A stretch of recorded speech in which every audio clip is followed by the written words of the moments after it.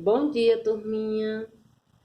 O nosso livrinho, nós concluímos todas as avaliações no livrinho verde, que são o quê? Português, matemática e natureza e sociedade, né? Que inclui 3 matérias, ciência, história e geografia. Concluímos o livro verde. Agora vamos para as matérias que não tinham no livro verde, que são as matérias das folhas. Tem a capa, onde eu quero que vocês façam lindo, colorido, ok? E hoje nós temos as provas de filosofia e de artes. Vamos começar pela de artes. A arte tem um pequeno texto em que vocês vão ler, observar, prestar atenção no que o texto está falando para responder ou então fazer, desenhar o que é essa atividade aqui mais embaixo. Diz assim: o nascimento da linha. Era uma vez um ponto que engordou e virou uma bola. Um menino que estava passando por ali jogou a bola que caiu no mar. Pegando uma carona com as ondas que subiam e desciam, até que, num impulso, pegou o pé de vento que fez voar até o sol. Como estava muito calor, a bola se jogou lá de cima e caiu em uma cidade cheia de prédios muito altos. A bola então caminhou por cima deles até que encontrou um coelho gigante que a ensinou a pular. Ela pulou, pulou e voltou pulando, pulou até cansar. Aí se enrolou e rolou até o ponto final. Dormiu e ponto. Agora, com seu lápis, faça o caminho que a bola percorreu de acordo com o texto. Não esqueça, ela foi para cima, para baixo, pulou, enrolou. Quer dizer, vocês vão tentar ali fazer o percurso que a bolinha, né, do começo do texto fez com o lápis, ok? Na segunda folha, ainda falando de linhas, ó, sobre artes, diz assim: o caminho que você traçou é uma linha, ó.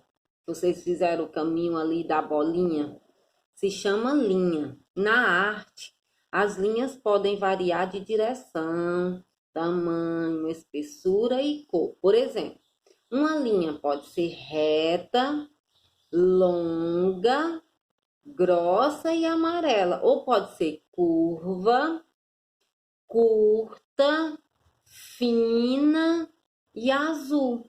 Observe abaixo alguns tipos de linha: reta, fina, grossa, inclinada, ondulada, espiral, mista, pontilhada, curva, tracejada, traço e ponto. Agora é sua vez, decore as roupas utilizando os tipos de linha que você aprendeu. Uma camisa vocês vão fazer com linha inclinada e outra com linha ondulada, ok?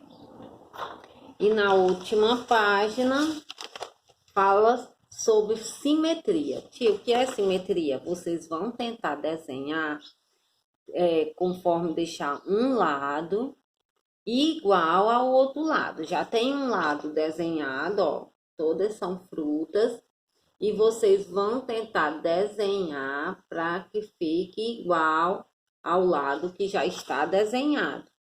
Aí complete o desenho e descubra que fruta é, e depois copiar o nome da fruta. Eu também gostaria muito que vocês colorissem para a sua atividade ficar ainda mais linda, ok?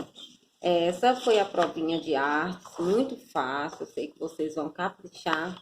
E aqui a provinha de filosofia, vocês vão se autoavaliar. Vão dizer o que é que vocês, pintando a carinha, como vocês pensam dessas atitudes, ok? Diz assim, vamos começar com uma frase do Jean Piaget que diz: a infância é o tempo de maior criatividade na vida de um ser humano. Então, aproveitem essa essa fase para soltar a criatividade de vocês. Vocês estão na melhor fase da vida, a infância, onde a criança ela estimula toda a sua criatividade, toda a sua forma de brincar, de interagir, de formar amizade. Então, vamos aproveitar essa fase. Aí diz assim: você cuida bem dos seus materiais escolares? Aí vocês vão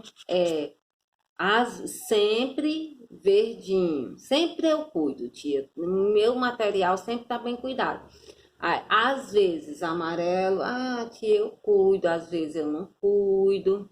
E o vermelhinho com a carinha de triste, eu nunca cuido.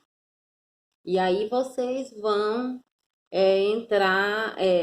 se autoavaliar, perceber as suas atitudes para poder responder essas perguntas. Você sempre faz suas tarefas de casa? Aí vocês vão colocar, às vezes, sempre ou nunca. Você presta atenção na aula e realiza as tarefas de sala? Vocês vão colocar aí. Você brinca no parque com muito cuidado? Você joga o lixo no lixo? Você respeita sua professora? Você faz silêncio na hora da história? Você respeita seus colegas? E aí vocês vão pensar no que vocês fazem e vão pintar com a cor conforme a sua resposta. Essa resposta é muito pessoal. Na segunda folha diz assim, ó, tem 2 textos onde nós vamos refletir e interpretar esses textos. A raposa e o lenhador é uma fábula. Fábula é uma história, são histórias, né, que normalmente têm animais com características humanas, com sentimentos humanos, e no final de toda fábula tem sempre uma moral, um aprendizado que a gente tem dentro daquela história, ok? Essa fábula se chama A Raposa e o Lenhador, e o autor dela é Esopo, como ele é um dos autores. A maioria das fábulas foi criada por Esopo. Uma raposa era perseguida por seus caçadores, quando viu um lenhador e suplicou que ele a escondesse. O homem então lhe aconselhou que entrasse em sua cabana. De imediato chegaram os caçadores e perguntaram ao lenhador se havia visto a raposa.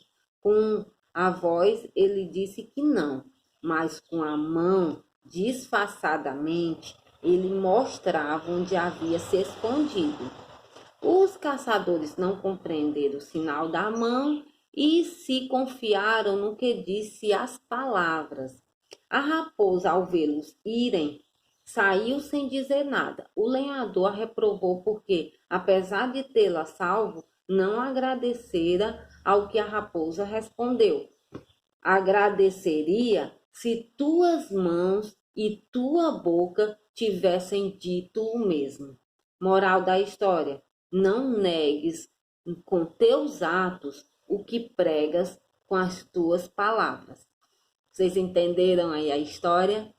Quando a raposa pediu ao lenhador que a salvasse, né? Porque os caçadores queriam pegá-la.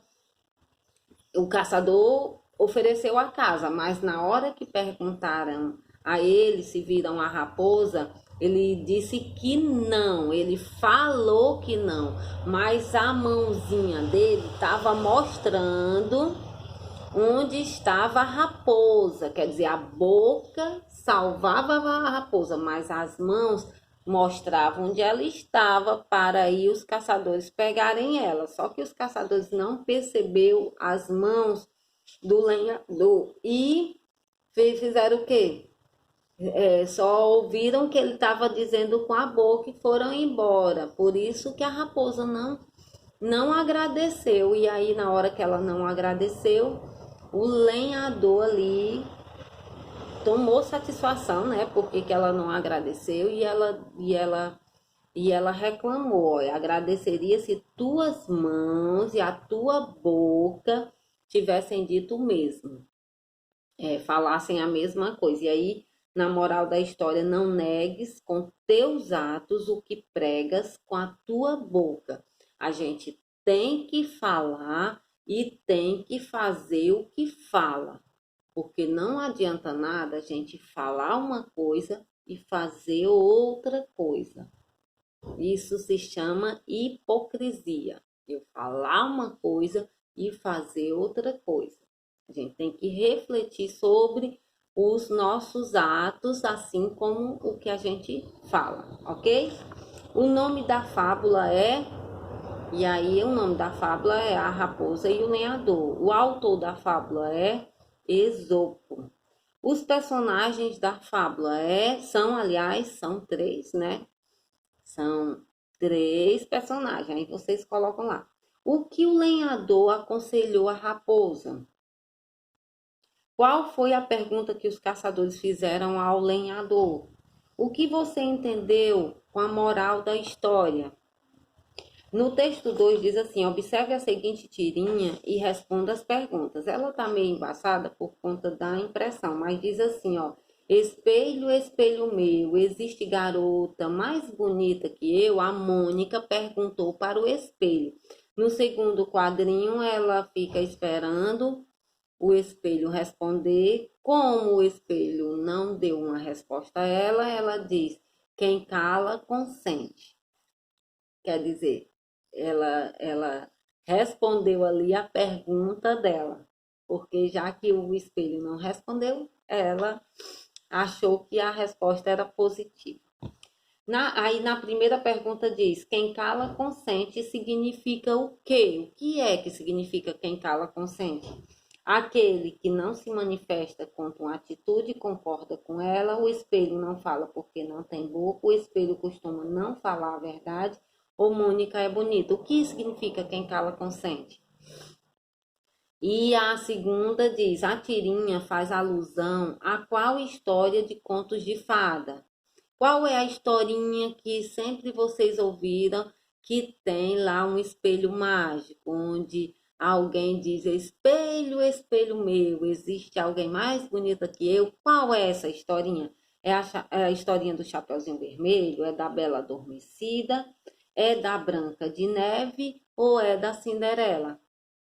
E aí concluímos as nossas avaliações de hoje com essas duas folhinhas e a capinha, viu? Não esqueça de colorir.